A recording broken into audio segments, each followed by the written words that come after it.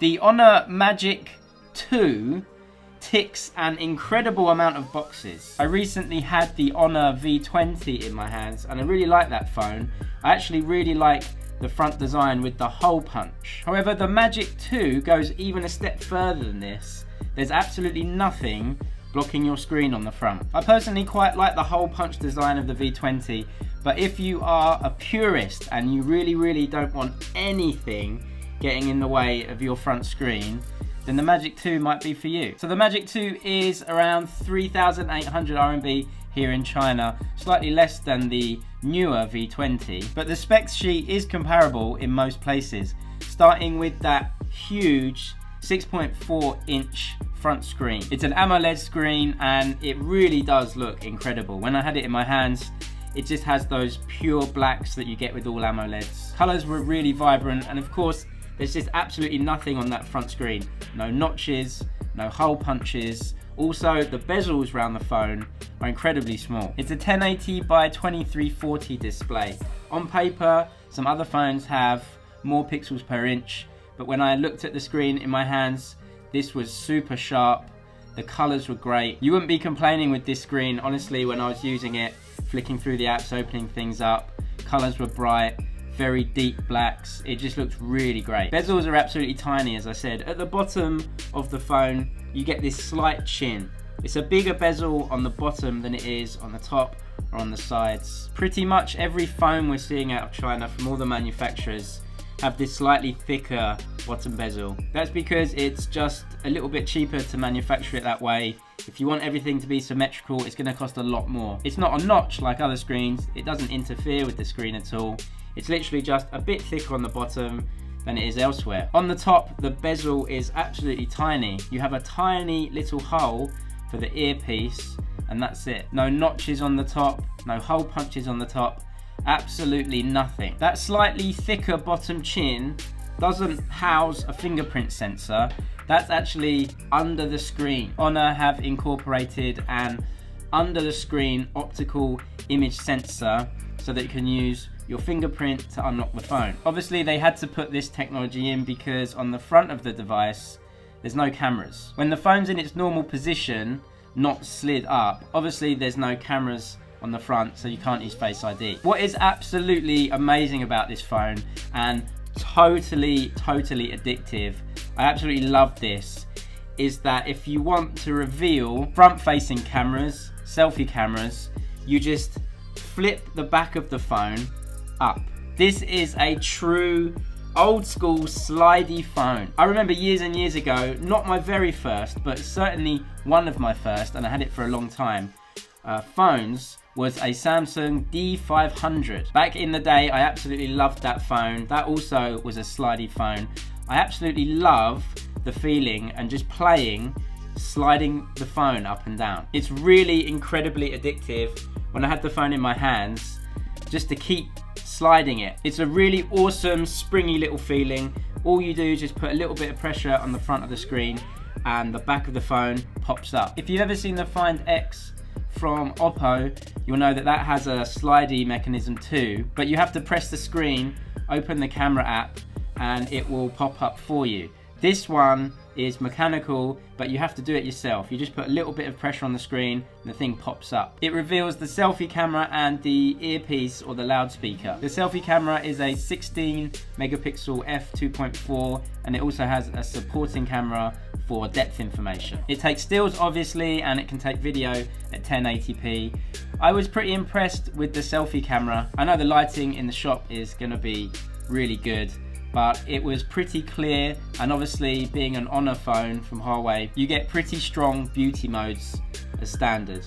You can turn them down or up as needed. The loudspeaker that you see when you flip the phone up is the same one that powers the earpiece that you see on the very front screen. Actually, when I saw it in my hands, what Honor have done here is they've put the earpiece loudspeaker on the back of the phone and then basically just put a hole in the very front screen for the sound to travel through. It's a neat little trick, I guess. It's a solution to the problem. It maybe muffles the sound from the earpiece a little bit more than if that wasn't the design, but to be honest, when you're using this phone, you're not going to have any problems with the volume. Opening that selfie camera up is so quick. If you want to take a selfie, just boom, slide the phone up, it'll automatically turn on that selfie camera and you can start filming. Moving on to the back camera, there are 3 lenses on this one. You've got a 16 megapixel color sensor, a 24 megapixel black and white sensor, and another 16 megapixel super wide angle lens. Actually, I really like this setup.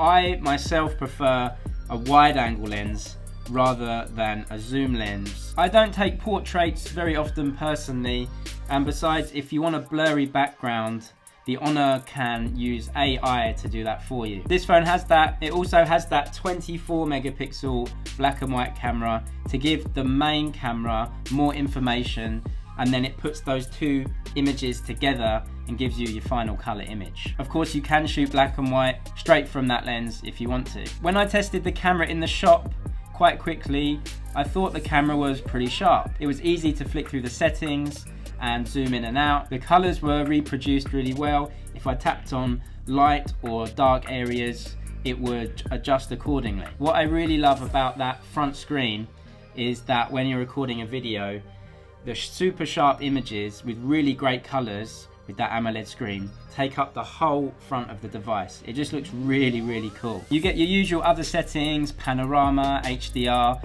and a load of Huawei beauty settings as well. It shoots at 2160p, 30 frames a second, obviously 1080p as well. You also get a slow-mo mode with this camera. That shoots at 480 frames a second, but it goes down to 720p. It's not a feature that you're going to use daily, but it's certainly nice to have some slow-mo capabilities in the camera. All in all, going through the camera, I really liked it. I thought it was quick and responsive. It changed if I tapped on different areas of the screen, and I thought the photos were sharp and had good colors. The cameras on the back there are maybe not the most beautiful design, but there's not really much more they can do with them. There's a camera unit with the flash and 2 of the cameras, and then a separate circle and bump for the 3rd one.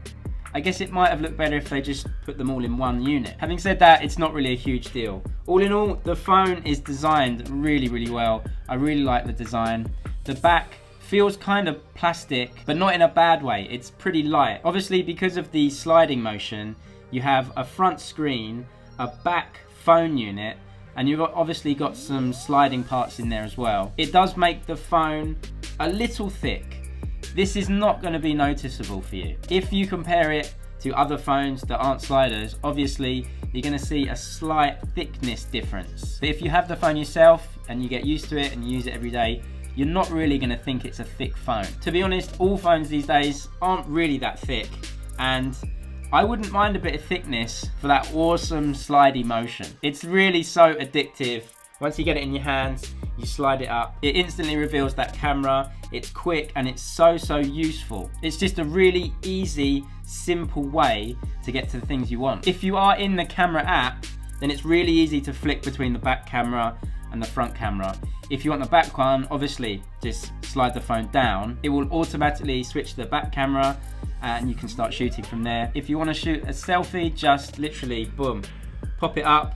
It will turn around the camera and start shooting. Moving on to the inside, the Magic 2 comes in a 6GB version with 128GB of RAM, and 8GB version also with 128GB of RAM. And you can buy the 8GB version with 256GB of RAM. That is a lot of storage, I must admit. If you want to go for the top end spec, it will add about 1,000 RMB onto the price. Although that might be something you want to do because there is no external SD card support.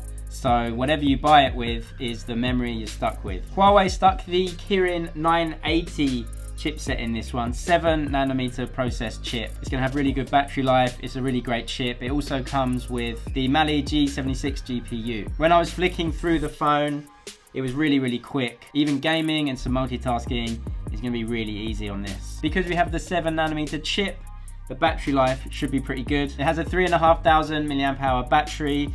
It's going to last you all day unless you're seriously gaming or something, which, to be honest, I would love to do because the screen just looks so great. Other notable features, it does have NFC, USB-C type charging. It doesn't have wireless charging, but it does come with Honor's version of quick charge. All in all, my review of this phone is nothing but positive, to be honest. The phone is slightly thick, but that's because of the sliding mechanism. I personally have no problems with a slightly thicker phone, given the awesome usability of that slider.